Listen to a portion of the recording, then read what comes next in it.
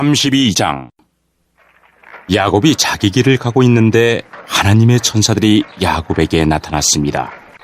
야곱은 하나님의 천사들을 보고 이는 하나님의 군대다 라고 말했습니다. 그래서 야곱은 그곳을 마하나임이라고 불렀습니다. 야곱의 형 에서는 에돔 나라의 세일이라고 하는 지역에서 살고 있었습니다. 야곱이 에서에게 심부름꾼들을 자기보다 먼저 보냈습니다.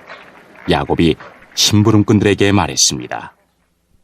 내 주 에서에게 이 말을 전하여라. 당신의 종인 야곱이 말씀드립니다. 저는 라반과 함께 살며 지금까지 그곳에 머물러 있었습니다. 저에게는 소와 나귀와 가축대와 남종과 여종들이 있습니다. 그러므로 제가 이 사람들을 보내어 전하여 드리고 형님의 은혜를 구하려 합니다. 심부름꾼들이 야곱에게 돌아와 말했습니다. 주인님의 형님이신 에서에게 다녀왔습니다. 에서는 400명을 거느리고 주인님을 만나러 오고 있습니다.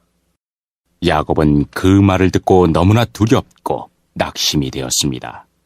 야곱은 자기와 함께 있는 사람들을 두 무리로 나누었습니다. 그리고 양떼와 소떼와 낙타들도 두 무리로 나누었습니다. 야곱은 이렇게 생각했습니다. 에서가 다가와서 한 무리를 친다 하더라도 나머지 한 무리는 도망칠 수 있을 것이다. 야곱이 말했습니다. 제 할아버지 아브라함의 하나님, 제 아버지 이삭의 하나님, 하나님께서는 저에게 내 나라, 내 집으로 돌아가거라, 내게 은혜를 베풀어 줄 것이다 하고 말씀하셨습니다. 저는 하나님께서 저에게 베풀어 주신 온갖 은혜와 사랑을 받을 자격이 없는 사람입니다. 제가 처음 요단강을 건넜을 때 저에게는 지팡이 하나밖에 없었습니다. 그런데 지금 저에게는 재산을 둘로 나눌 수 있을 만큼 많은 재산이 있습니다. 제발 저를 제 형 에서로부터 구해 주십시오. 에서가 와서 저와 아이들의 어머니와 아이들까지 해치지 않도록 해 주십시오. 하나님께서는 저에게 내가 너에게 은혜를 베풀겠다, 내가 내 자손을 바다의 모래처럼 셀 수도 없이 많게 해주겠다고 말씀하지 않으셨습니까? 그날 밤 야곱은 거기에서 묵었습니다. 야곱은 자기가 가진 것 중에서 에서에게 줄 선물을 준비했습니다. 야곱이 준비한 선물은 암염소 200마리와 숫염소 20마리, 암양 200마리와 숫양 20마리, 젖을 먹이는 암낙타 30마리와 그 새끼 낙타들, 암소 40마리와 황소 10마리, 암나귀 20마리와 새끼 나귀 10마리였습니다. 야곱은 이것들을 각각 때로 나누어 자기 종들에게 주면서 말했습니다. 나보다 먼저 가거라. 그리고 가축대와 가축대 사이에 거리를 두어라. 야곱은 종들에게 명령을 했습니다. 첫 번째 가축대를 몰고 가는 종에게는 이렇게 말했습니다. 내 형 에서가 너에게 다가와서 너는 누구의 종이며 어디로 가는 길이냐? 이 짐승들은 누구의 것이냐 하고 물으면 너는 이렇게 대답하여라. 이 짐승들은 주인님의 종 야곱의 것으로서 에서 주인님께 드리는 선물입니다. 야곱도 저희들 뒤에 오고 있습니다. 야곱은 두 번째 종과 세 번째 종과 가축대를 따라가는 그 밖의 모든 종들에게도 똑같은 명령을 내렸습니다. 에서를 만나거든 똑같이 주인님의 종 야곱은 저희들 뒤에 오고 있습니다라고 말하여라. 야곱은 이렇게 생각했습니다. 내가 가기 전에 먼저 이 선물을 주면 형의 마음이 풀어질지도 모른다. 그런 다음에 형을 만나면 형이 나를 맞아줄 것이다. 그래서 야곱은 에서에게 먼저 선물을 보냈습니다. 그리고 야곱은 그날 밤 천막에서 묵었습니다. 그날 밤 야곱은 자리에서 일어나 두 아내와 두 여종과 11명의 아들을 데리고 야복강 나루를 건넜습니다. 야곱은 자기의 가족 모두와 자기의 모든 재산을 강 건너편으로 보냈습니다. 그리고 자신은 홀로 뒤에 남았습니다. 어떤 사람이 와서 밤새도록 야곱과 씨름을 했습니다. 그 사람은 야곱을 이길 수 없다는 것을 알고 야곱의 엉덩이 뼈를 쳐서 엉덩이 뼈를 어긋나게 만들었습니다. 그 사람이 야곱에게 말했습니다. 날이 새려고 하니 나를 놓아다오. 하지만 야곱이 말했습니다. 저에게 복을 주시지 않으면 보내드릴 수 없습니다. 그 사람이 야곱에게 말했습니다. 내 이름이 무엇이냐? 야곱이 대답했습니다. 야곱입니다. 그 사람이 말했습니다. 내 이름은 이제부터 야곱이 아니라 이스라엘이다. 내가 하나님과 씨름했고 사람과도 씨름을 해서 이겼기 때문이다. 야곱이 그 사람에게 물었습니다. 당신의 이름을 가르쳐 주십시오. 그러자 그 사람이 말했습니다. 왜 내 이름을 묻느냐? 하며 그 자리에서 야곱에게 복을 주었습니다. 그래서 야곱은 그것을 브니엘이라고 불렀습니다. 야곱이 말했습니다. 나는 하나님의 얼굴을 보고도 죽지 않고 살았다. 야곱이 그곳을 떠나려 할 때에 해가 떠올랐습니다. 야곱은 엉덩이 때문에 다리를 절뚝거렸습니다. 브니엘에서 나타난 사람이 야곱의 엉덩이 뼈를 쳤기 때문에 지금도 이스라엘 사람들은 엉덩이 뼈에 붙어있는 큰 힘줄을 먹지 않습니다. 3장. 예수님께서 회당에 들어가셨습니다. 거기에는 손이 오그라진 사람이 있었습니다. 사람들은 예수님을 고발하려고 예수님께서 안식일에 그 사람을 고쳐주시는지 지켜보고 있었습니다. 예수님께서 손이 오그라진 사람에게 말씀하셨습니다. 일어나서 나오너라. 그리고 그들에게 물으셨습니다. 안식일에 좋은 일을 하는 것이 옳으냐, 나쁜 일을 하는 것이 옳은 것이냐? 사람의 생명을 살리는 것이 옳으냐, 죽이는 것이 옳으냐? 그러자 사람들이 아무런 대답도 하지 못했습니다. 예수님께서 분노하시며 주위를 둘러보시고 사람들의 마음이 굳은 것을 아시고 슬퍼하셨습니다. 예수님께서 그 사람에게 말씀하셨습니다. 네 손을 펴보아라. 그 사람이 손을 내밀자 그 손이 나았습니다. 바리새파 사람들이 거기를 떠나 헤롯 당 사람들과 함께 예수님을 죽일 계획을 세웠습니다. 예수님께서 제자들과 함께 호수로 가셨습니다.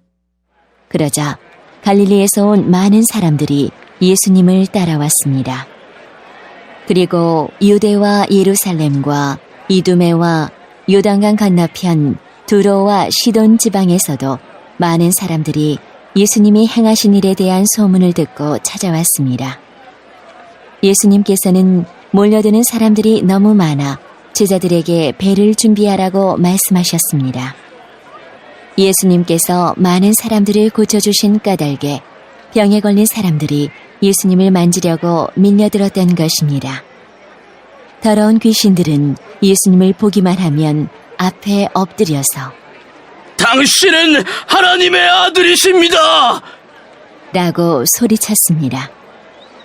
그러나 예수님께서는 귀신들이 예수님을 드러내지 못하도록 그들을 엄하게 꾸짖으셨습니다. 예수님께서 산 위에 올라가셔서 원하시는 몇몇 사람들을 부르셨습니다. 그러자 그들이 예수님께 올라왔습니다. 예수님께서 12사람을 세우시고 이들을 사도라고 부르셨습니다. 예수님께서는 그들과 함께 하시면서 그들로 하여금 나가서 말씀을 전하게 하셨습니다. 또한 귀신을 내쫓는 권세도 주셨습니다. 예수님께서 12사람을 세우셨는데 그들은 예수님께서 베드로라는 이름을 지어주신 시몬과 천둥의 아들들이란 뜻으로 예수님께서 보아너게라는 이름을 지어주신 세베대의 아들 야고보와 그의 동생 요한, 안드레, 빌립, 바돌로메, 마테, 도마, 알페오의 아들 야고보, 다데오, 열심당 출신의 시몬, 그리고 예수님을 배반한 가룟 출신의 유다입니다. 예수님께서 집에 오시자 다시 많은 사람들이 모여들었습니다. 그래서 예수님과 제자들은 식사도 할 수 없을 지경까지 되었습니다. 예수님의 식구들이 예수가 정신이 나갔다고 말하는 소리를 듣고 그를 잡으러 왔습니다. 예루살렘에서 온 율법학자들은 이렇게 말했습니다. 예수가 바알세불이 들렸다. 예수는 귀신들의 우두머리에 힘을 빌어서 귀신을 내쫓는다. 예수님께서 사람들을 불러 모으시고 비유로 말씀하셨습니다. 사탄이 어떻게 사탄을 내쫓을 수 있느냐? 만일 나라가 자기들끼리 나뉘어 싸우면 그 나라는 제대로 설 수 없다. 만일 한 집안이 자기들끼리 나뉘어 싸우면 그 가정은 제대로 설 수 없다. 만일 사탄이 자기들끼리 나뉘어 싸우려고 일어나면 스스로 망할 것이다. 먼저 힘센 사람을 묶어놓지 않으면 그 사람의 집에 들어가 그의 재산을 약탈할 수 없다. 묶어놓은 뒤에야 그 집을 약탈할 것이다. 내가 너희에게 진정으로 말하는데 사람들이 무슨 죄를 짓든지 어떤 비방을 하든지 그것은 모두 용서받을 수 있다. 그러나 성령님을 모독하는 죄는 결코 용서될 수 없다. 그것은 영원한 죄이다.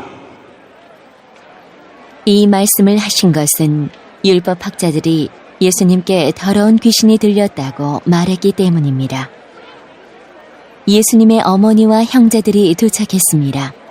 그들은 밖에 서서 사람을 보내 예수님을 불렀습니다. 사람들이 예수님 주위에 앉아 있다가 예수님께 말했습니다. 보십시오. 선생님의 어머니와 형제들이 밖에서 선생님을 찾고 있습니다. 예수님께서 대답하셨습니다. 누가 나의 어머니이고 누가 나의 형제냐? 주위에 앉아있는 사람들을 둘러보시며 말씀하셨습니다. 보아라, 내 어머니와 형제들이다. 누구든지 하나님의 뜻대로 행하는 사람이 나의 형제와 자매이며 또한 어머니이다. 8장.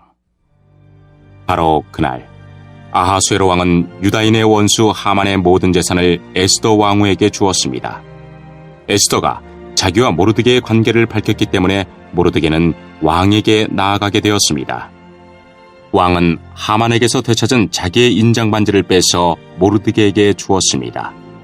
에스더는 하만이 남긴 모든 재산을 모르드게에게 맡겼습니다. 에스더가 다시 왕에게 나아가 그의 발 앞에 꿇어 엎드려 울면서 하만의 악한 음모를 막아달라고 간청했습니다. 왕이 금호를 내밀자 에스더가 자리에서 일어나 왕에게 말했습니다. 왕이여, 저를 어여삐 보시고 이 일을 좋게 여기시며 이렇게 하는 것이 옳은 일이라 생각하신다면 하만이 쓴 조서를 취소해 주십시오. 제 민족에게 그런 끔찍한 일이 일어나는 것을 제가 어찌 볼 수 있으며 가족이 죽임당하는 것을 어찌 볼 수 있겠습니까? 아하수에로 왕이 에스더 왕후와 유다인 모르드게에게 대답했습니다. 하만이 유다인을 죽이려 했기 때문에 내가 그의 재산을 에스더에게 주었고 군인들을 시켜 그를 매달았어. 이제 나의 이름으로 다른 조서를 쓰시오. 그대들 보기에 좋을 대로 쓰고 나의 인장 반지로 봉인하시오. 나의 이름으로 쓰여지고 나의 인장 반지로 봉인된 조서는 아무도 취소할 수 없어. 셋째 달, 곧 시한월 23일에 왕의 서기관들이 불려왔습니다. 그들은 모르드게가 시키는 대로 조서를 썼습니다. 그리고 인도에서부터 에티오피아에 이르기까지 127지역에 있는 유다인들과 총독들과 군대 지휘관들과 귀족들에게 조서를 보냈습니다. 그것은 유다를 포함한 각 지방과 민족의 언어로 기록되었습니다. 모르드게는 아하수에로 왕의 이름으로 조서를 쓰고 왕의 인장 반지로 봉인을 한 다음에 왕궁에서 쓰려고 특별히 기른 빠른 말들의 사신들을 태워보내서 그 조서를 전했습니다. 왕의 조서 내용은 각 성에 사는 유다인들이 함께 모여서 목숨을 지킬 수 있도록 한 것이었습니다. 어느 지방의 민족이든 군대를 일으켜 유다인을 치려 하면 그들은 물론 그들의 아내와 자식들까지 다 죽이고 멸망시켜 완전히 없애버릴 수 있을 뿐만 아니라 그들의 재산까지도 빼앗을 수 있게 하였습니다. 그러나 아하수에로 왕이 다스리는 모든 지방에서 유다인이 그렇게 할 수 있는 날은 12째 달인 아달월 13일 하루 동안으로 정했습니다. 왕은 조서의 사본을 각 지방으로 보내어 법으로 삼게 했습니다. 그리고 그것을 왕이 다스리는 지방의 모든 민족에게 알려 유다인들이 원수에게 보복할 날을 미리 준비할 수 있게 했습니다. 사신들은 왕의 명령을 받고 서둘러 왕궁말을 타고 나갔습니다. 수산성에도 왕의 조서가 선포되었습니다. 모르드게가 푸른색과 흰색으로 된 왕궁 옷을 입고 머리에는 큰 금관을 쓰고 고운 못으로 만든 자줏빛 겉옷을 걸치고 왕 앞에서 물러나왔습니다. 그러자 수산성 사람들이 환호하며 기뻐했습니다. 그날은 유다인에게 기쁘고 즐겁고 영광스러운 날이었습니다. 왕의 조서가 전달된 지방과 성마다 그곳 유다인들이 기뻐하고 즐거워했습니다. 그들은 잔치를 베풀고 그날을 축제일로 삼았습니다. 그리고 그 땅에 사는 많은 사람이 유다인을 두려워하여 스스로 유다인이 되었습니다. 3장. 그렇다면 유대인이 이방인보다 더 나은 것은 무엇입니까? 또 할례의 가치는 무엇이겠습니까? 모든 면에서 많이 있습니다.